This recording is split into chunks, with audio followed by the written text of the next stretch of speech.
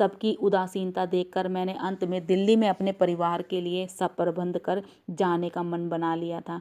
उस शाम को हम गुरुजी के दर्शन के लिए गए। उसी दिन सबसे वरिष्ठ अधिकारी जिन्होंने मेरा स्थानांतरण रोकने की जिनसे मैंने अपना स्थानांतरण रोकने की विनती करी थी, उन्होंने भी मना कर दिया था।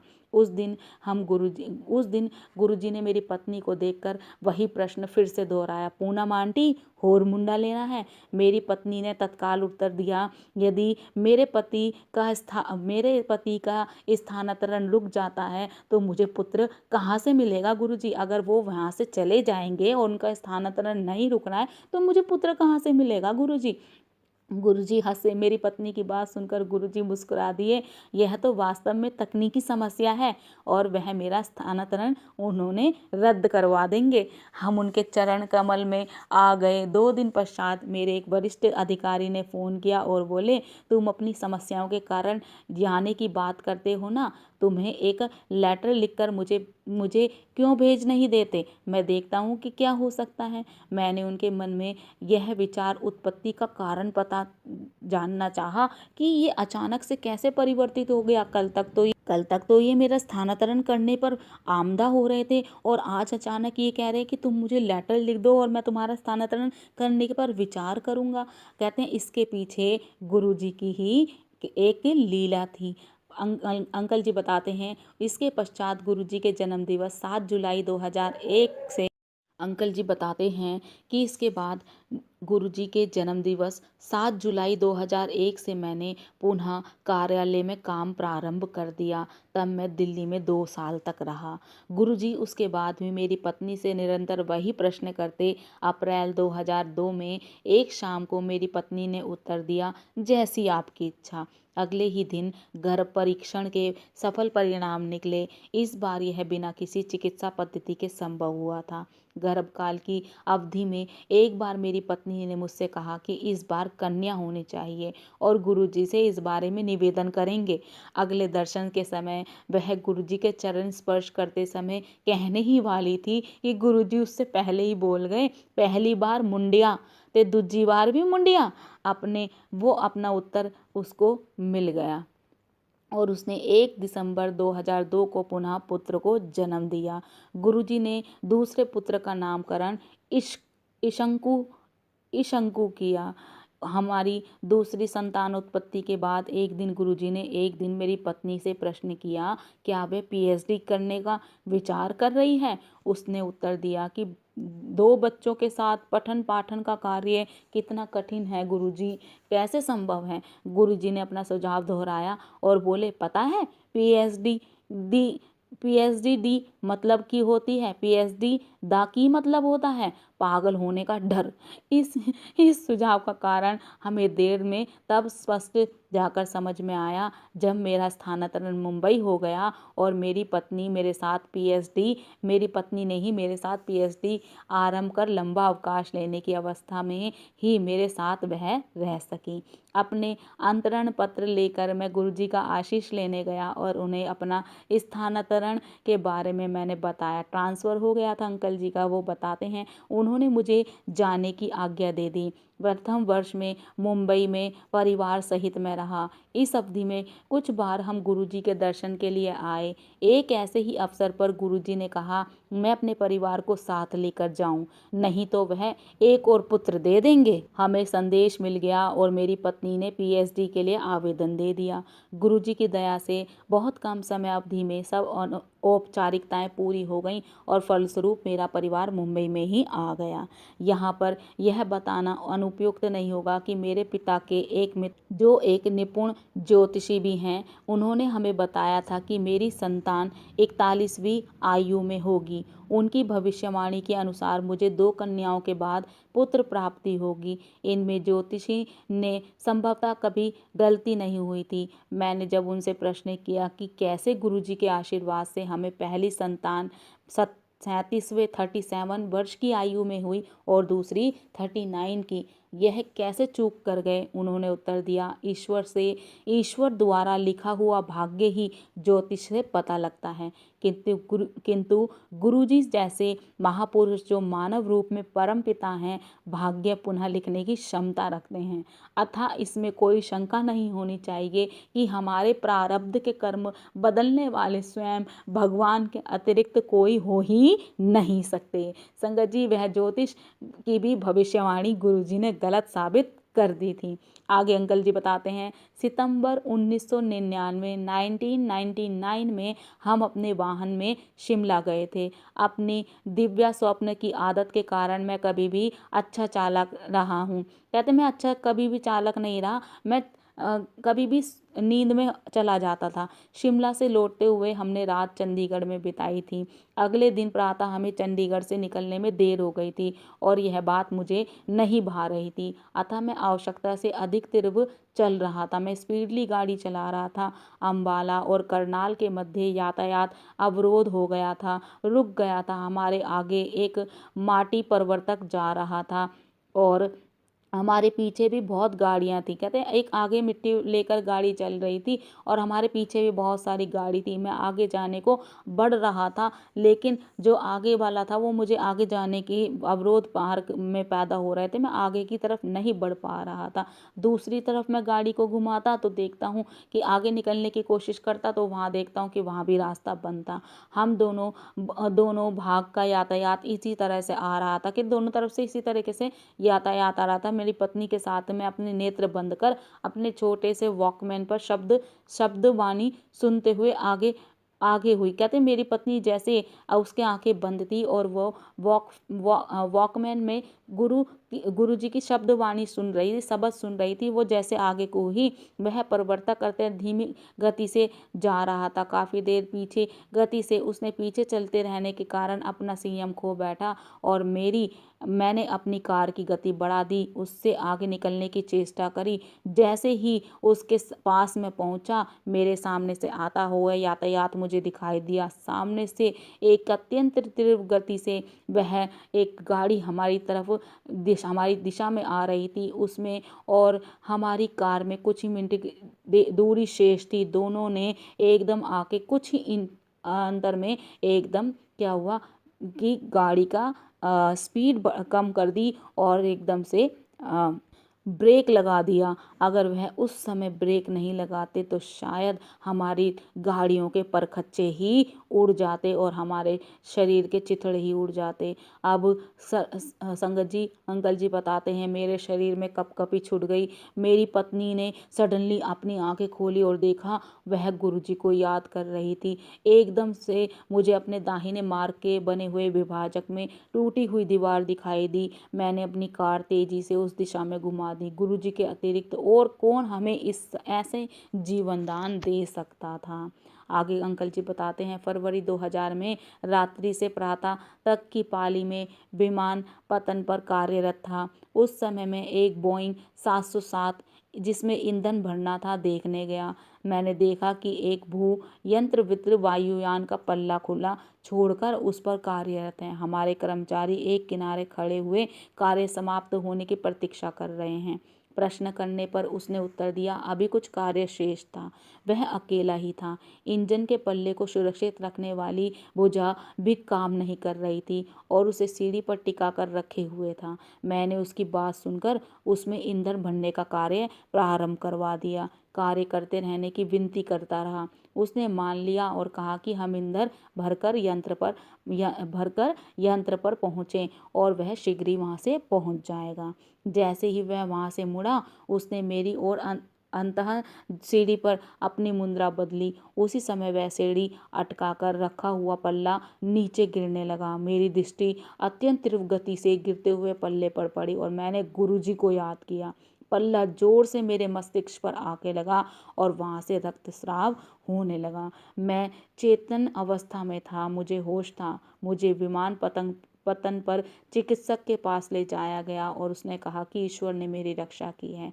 इस सेंटीमीटर 1 सेंटीमीटर से भी ऊपर या नीचे चोट लगने पर वह घातक हो सकती थी। इस बार भी मुझे कौन बचा सकता था? इस बार भी मेरी रक्षा मेरे गुरुजी ने ही की थी। संगत जी अंकल आगे बताते हैं, 26 जुलाई 2005 को जब मुंबई में जल ही जल भर गया था, मैं कार्यालय में था। कुछ कर्मचारी रेल सुविधाओं के अस्त व्यस्त होने के कारण डर रहे थे। चूंकि मुझे कार्य समाप्त करना था, मैं प्रतिदिन की तरह ही बाहर निकला। उस समय जो कर्मचारी पहले से निकले थे, लौटने लगे क्योंकि रेल सेवाएं बंद हो चुकी थी। उस दिन मैंने कार से यात्रा करी थी। मैं दुविधा में था कि करूं तो करूं, क्या करूं, घर पहुंचने का प्रयास कैसे करूं। उसी समय मेरा एक सहकर्मी, उसने मुझसे कहा कि उनका पुत्र अपने विद्यालय, जो के घर के मार्ग में ही था, रुका हुआ है, उसे लेना है। यह बात सुनकर मैंने निर्णय कर लिया। मैं गुरुजी को मैंने याद करना शुरू कर दिया और हम उस बच्चे के विद्यालय के लिए निकल पड़े। जैसे ही हमने बाहर निकलने का प्रयास किया, कार्यालय का एक द्वार बंद के सामने से कार दुरवस्था में रुकी हुई थी। कह रहे कार्यालय के बाहर बंद कार दो जी बहुत बुरी अवस्था में रुकी हुई थी। हम दूसरे द्वार से बाहर निकले। सब मार्ग में पानी भरा हुआ था। वाहन चलाना बहुत कठिन हो रहा था। पूरी राह चल और अवरुद्ध, कहते पूरी रास्ते पर पानी ही पानी था और यातायात जो था वो बिल्कुल अवरुद्ध हो गया था। रोक लग गई थी यातायात पर और हम लोग 2 घंटे तक उसके विद्यालय तक पहुंचने में असफल, कहते 2 घंटे हमें लग गए कि हम वहाँ तक पहुंचने में ही असफल थे, क्योंकि 2 घंटे हमें लग चुके थे। विद्यालय की बसें बंद थी। सभी विद्यार्थियों को वहीं पर रात्रि में रोकने की योजना बनाई जा चुकी थी, क्योंकि बहुत ज़्यादा पानी भरा हुआ था, यातायात बिल्कुल बंद हो चुका था। चूँकि मेरे सहकर्मी का पुत्र अपने सहपाठियों के साथ खुश था और हमारा घर तक पहुँचना बिल्कुल निश्चित ही नहीं था, उन्होंने उसके वहीं रहने का अनुमोदन किया। कहते हैं उसने फिर वहीं पर रहने का अनुमोदन कर लिया कि वहीं पर रुकते हैं। हम दोनों ने घर पहुंचने के प्रयास का निश्चय किया कि हम अपने घर चलते हैं और हम चल पड़े। थोड़ी दूर जाने पर जल स्तर था वो इतना बढ़ गया कि हमारा घर पहुंचना मुश्किल हो गया और हम कार्यालय भी वापस लौटने में असफल रहे। अतः मैंने उसी ऊंचे स्थान पर, जहाँ पर अपने सहकर्मी, जो मेरे सहकर्मी के बच्चा विद्यालय में जाने के लिए कार खड़ी थी, कार खड़ी हुई कार पर हमने रात गुजारने का निश्चय किया। मैंने घर पर समाचार दे दिया कि घर पहुंचना संभव नहीं है। हमने रात्रि कार में ही बिताई। अगले दिन जैसे जैसे पानी का स्तर कम होता गया, धीरे धीरे कार चलाकर हम शाम तक घर पहुँचे। घर पहुँचने पर पता चला वहाँ पर सब कारें पानी में डूबी हुई थी और ऐसी अवस्था हो गई थी, इतनी भारी बारिश हुई थी कि जिसका लोगों को उन्होंने बहुत हानि पहुँचाई थी। यह हमारी कार की भी दशा ऐसी हो गई थी। समाचारों में इस घटना की चर्चा करते हुए यह बताया गया कि जितना जल स्तर की वजह से यातायात रुके हैं, कईयों को तो रात भर पानी में रुके वाहनों में ही सोना पड़ा। जल के ओर बढ़ने पर जो कारों के द्वार या खिड़कियां खोलकर बाहर नहीं जा सके, उनकी मृत्यु हो गई। परंतु ना तो मुझे कुछ हुआ था और ना ही मेरी गाड़ी को।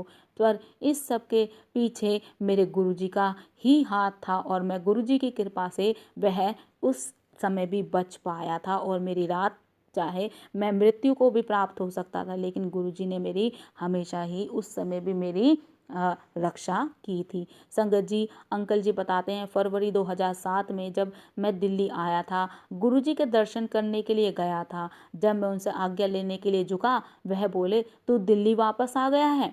मैंने उत्तर दिया, नहीं गुरुजी, हल्ले तो बॉम्बे ही हूँ मैं, अभी तो मैं बॉम्बे में हूँ। गुरुजी ने एक और भक्त की ओर इशारा किया और उससे पूछ रहे थे। यह मेरे लिए संदेश था।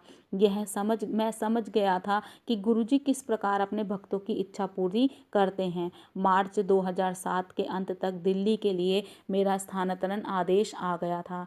1 महीने के बाद मैंने दिल्ली कार्यालय में कार्य करना आरंभ कर दिया था। 26 मई को मेरा परिवार दिल्ली आ गया।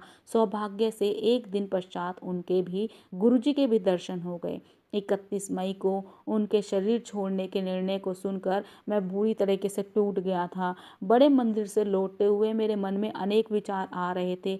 ऐसे कई अवसर थे जब गुरुजी ने हमें धन्य किया था और अनेक अवसरों पर हमें वह कर दिखाया था जिसके हम योग्य भी नहीं थे। अब क्या होगा?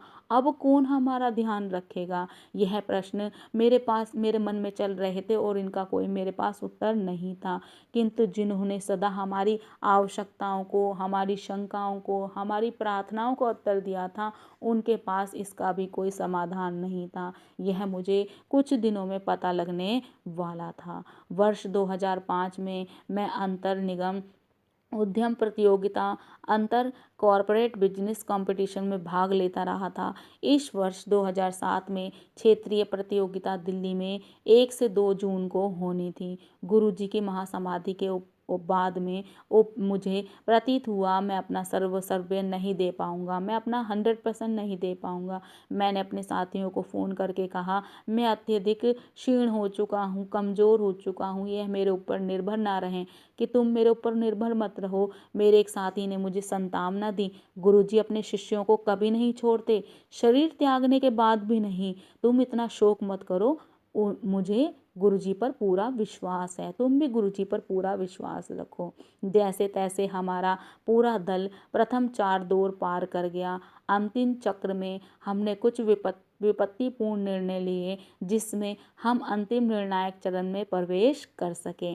परिणाम घोषित होते हुए उन्हें हमारा नहीं था, हमें उम्मीद नहीं थी कि हम जीतेंगे। मैंने अपनी जेब से गुरुजी का चित्र निकाला और कहा, अब इसकी भी आशा थी, अब इसी की आशा थी। आपके रहते हुए कुछ और ही बात थी। जैसे मैंने गुरुजी का मुस्कुराहट भरा वह चित्र देखा, स्वरूप देखा, मेरे एक साथी ने आकर मुझे बताया, हमारे उत्तर कंप्यूटर में ठीक से नहीं डाले गए हैं। हमने आयोजकों को जाकर उनकी अशुद्धि बताई। संशोधन के बाद अंतिम चरण में हम पहुंच गए हैं। उसके बाद हमने कभी पीछे मुड़कर नहीं देखा।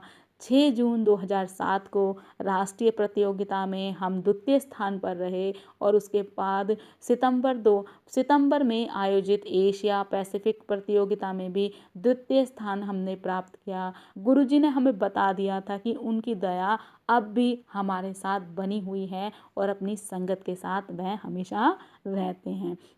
संगत जी, अंकल जी आगे बताते हैं, हम अपने दोनों बच्चों को अच्छे विद्यालय में प्रवेश कराने के उत्सुक थे। यद्यपि हम विभिन्न सूत्रों के द्वारा प्रयास कर रहे थे, उनमें हमें सफलता नहीं मिल पा रही थी। मैंने गुरुजी से प्रश्न किया, आपने 2 पुत्र दिए हैं तो इनके अच्छे विद्यालय में भी प्रवेश क्यों नहीं दिला देते? इसका उत्तर मुझे बहुत जल्दी मिल गया। दोनों बच्चों को दिल्ली के सबसे अच्छे स्कूल में एक ही स्कूल में बिना किसी दान के, बिना किसी पॉलिटिशियन के सहायता के मेरे बच्चों का प्रवेश आसानी से मिल गया। अब जब हम दिल्ली पहुँचे तो हमारे पास कोई ऐसा निवास नहीं था जहाँ से मेरी पत्नी और मैं कामकाज करने के लिए दोनों बच्चों को, अब जो कि एक 6 साल का था और दूसरा 4 साल के थे, उनकी देखभाल कर सके। इस समस्या का एकमात्र समाधान यही था कि मेरी पत्नी को महाविद्यालय परिसर में ही घर मिल जाए, पर कोई भी निवासी सेवानिवृत्त होने वाला नहीं था। वहाँ पर घर की वरीयता के आधार पर ही मिलते थे। जो मतलब घर होता था, जो एम्प्लॉयज़ को घर मिलता था, उनकी वरीयता के आधार पर मिलते थे। इस बार भी हमारी इच्छा अनुसार चमत्कार हो गया। एक शिक्षक जिनके पुत्र को अपने विद्यालय से दूर रहने के कारण कठिनाई का सामना करना पड़ रहा था, उन्होंने अपना घर मकान में खाली कर दिया था और आश्चर्यजनक रूप से वरीयता में उच्च किसी ने उस घर के लिए आवेदन नहीं दिया था। इसी कारण मेरी पत्नी को वह घर मिल गया था। गुरुजी के अन्यथा और कौन इस चीज़ को संभव कर सकता था? ऐसा चमत्कार सिर्फ हमारे गुरुजी कर सकते हैं। संगत जी, अंकल जी बताते हैं, मैंने परम पिता गुरु जी के साथ अपने अनुभवों को बहुत सारांश में लिखा है। मैं हार्दिक कृतज्ञता और आदर से यही समाप्त करता हूँ। ओम श्री गुरुदेवाय नमः। प्रार्थना है कि गुरु जी सदा हमारे साथ अपने भक्तों के हमेशा सुख, सौभाग्य, सद्बुद्धि की वृद्धि करते रहें। हम सदा उनके भक्त होने के योग्य बने रहें। जय गुरु जी। शुक्राना गुरु जी। संगत जी, यह सत्संग आकाश सेठी अंकल जी का था, जो कि मार्च 2008 का है। वो बहुत ही सुंदर सत्संग है संगत जी, और आशा करती हूँ कि बहुत सारी संगत को अपने प्रश्नों के उत्तर मिले होंगे। जय गुरु जी। शुक्राना गुरु जी। मैं अपनी वाणी को यहीं विराम दूंगी संगत जी। जय गुरु जी। शुक्राना गुरु जी। ओम नमः शिवाय। शिव जी सदा सहाय। ओम नमः शिवाय। गुरु जी सदा सहाय। जय गुरु जी।